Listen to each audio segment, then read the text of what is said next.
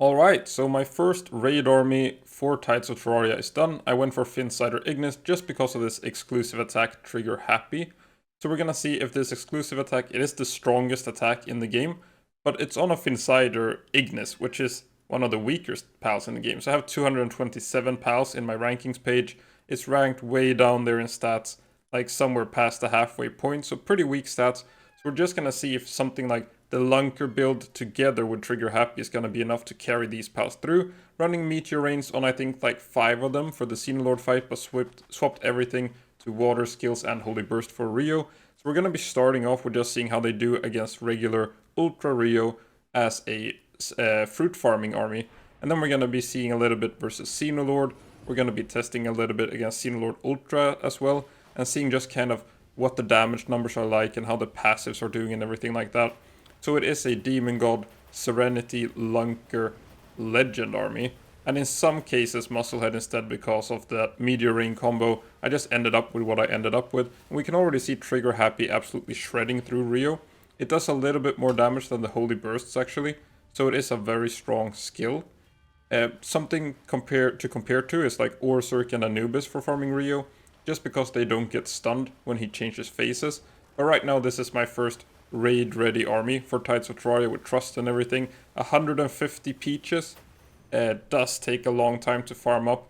I might need to look for a way to actually farm the trust without using peaches, like if it works to bring them into some tower fights or something like that, because it did take a very long time to actually get the trust up to level 10.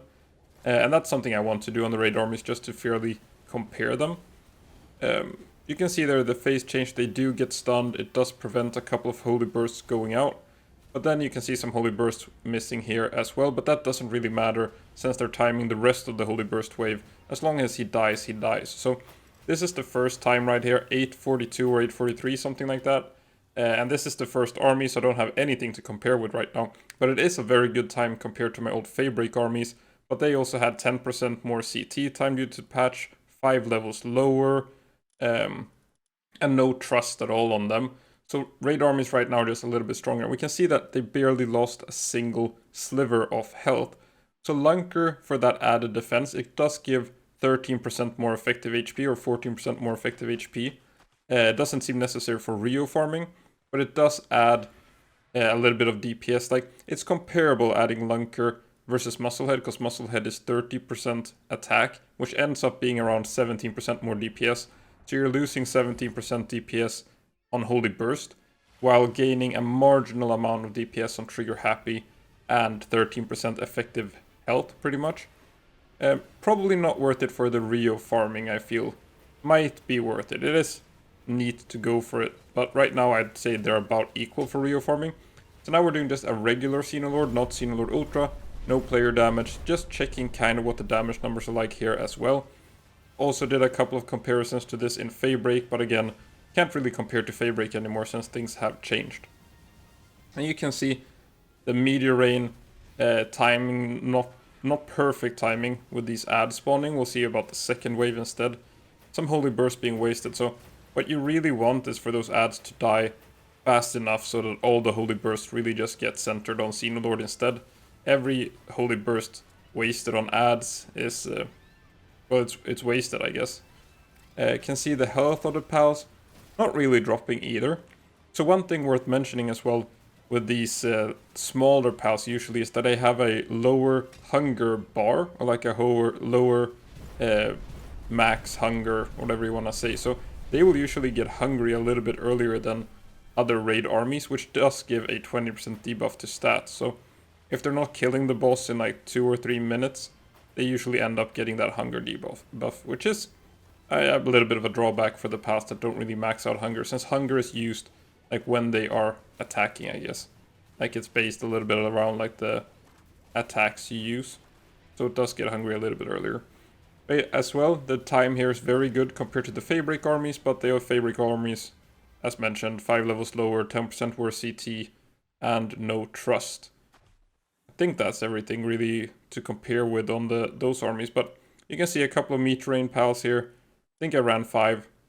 A couple of alphas as well, but the alpha bonus didn't seem very big. It was like 500 or 600 more health. Not a huge difference when you're comparing to some other pals that get a big boost from being alphas. So probably not worth going for alpha, I would say. It's hard to really judge all this stuff on just like this quick test, but if you do get an alpha, it's nice.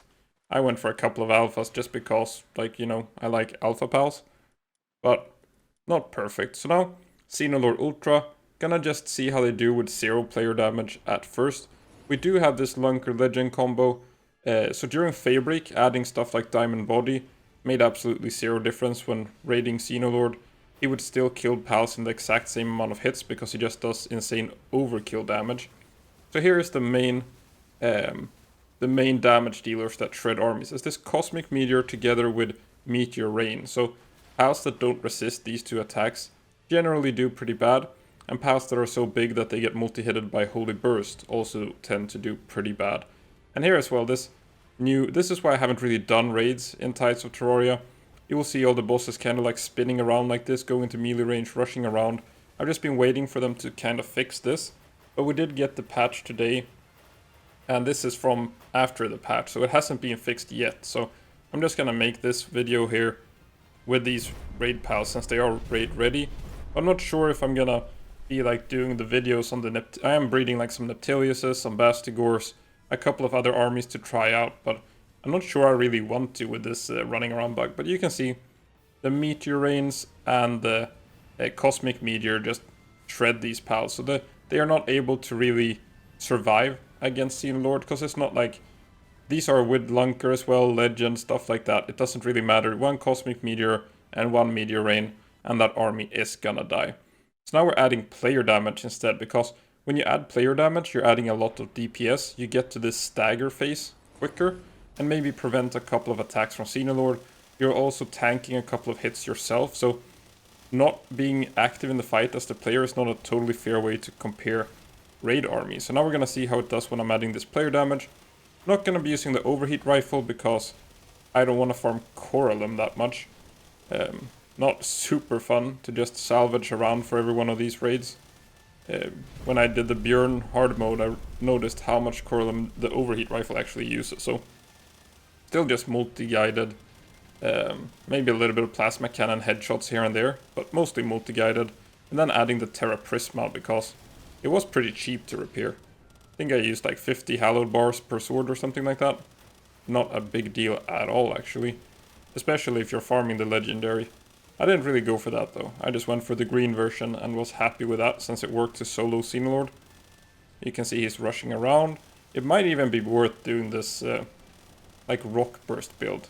If I do try something like that with the current bug we have now with Xenolord, I might just add rock burst to every pal, since he's running into melee range on his own. Don't even need to give it like glacial impact or anything to have rock burst probably do a big chunk of damage.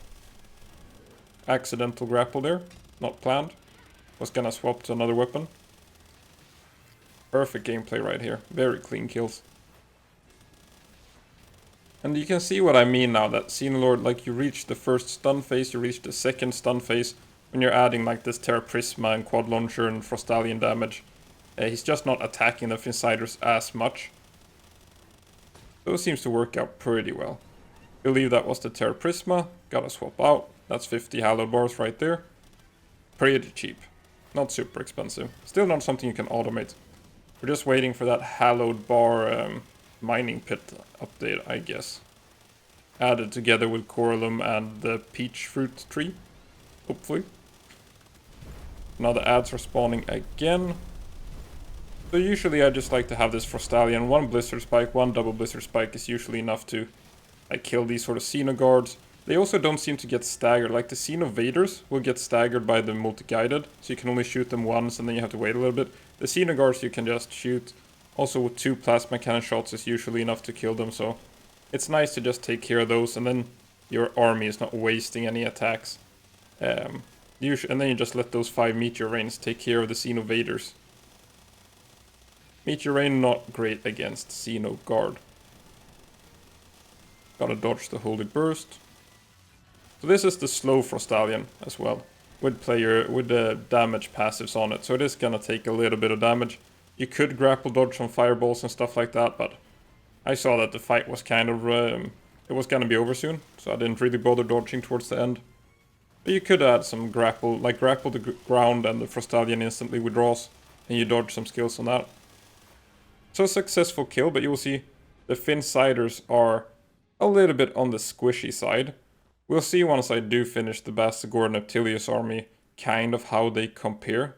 So they did fine, I would say, but if you were paying attention to that fight, you will notice that some of the skills that Xenolord usually uses to actually shred these pals, it didn't really use them. I don't think we saw Cosmic Meteor and Meteor Rain come out in that fight, so I actually went back and redid the fight to get more of a fair assessment, because that was pretty lucky. So in the second fight I did, here we go, at around 1 minute into the fight, you get the first Meteor Rain, kills some Finsiders, not great, and then immediately uses Cosmic Meteor. So these two were not used in the first fight, I believe. I don't think I saw them, at least. Maybe they got sort of mixed up in the mix with all my own Meteor Rains. But you can see the Finsiders going down, and the more, like, if he has 15 pals to choose from, he will attack one pal and then the next and then the next, and then they regen a little bit. They are having the health potion on them. So once like a couple start falling, it really starts to escalate how many die. So you can see here that on the more fair comparison, when he actually uses those attacks, the Finsiders end up dying and you have to finish them off yourself. So that's it for this raid army. I feel like they did a decent job, a pretty good job. They're doing a lot of damage to Rio, especially a lot of damage there. But still, I have not had the time to compare them to any other army. This is the first army, so we're going to be adding like some times and comparisons to other armies as we finish them. But right now it's just a really, I guess it's a fun kind of meme pal. A lot of damage on that gun, does work for the raids. Can't really survive against Xenolord Ultra, but there's not a lot of pals that can.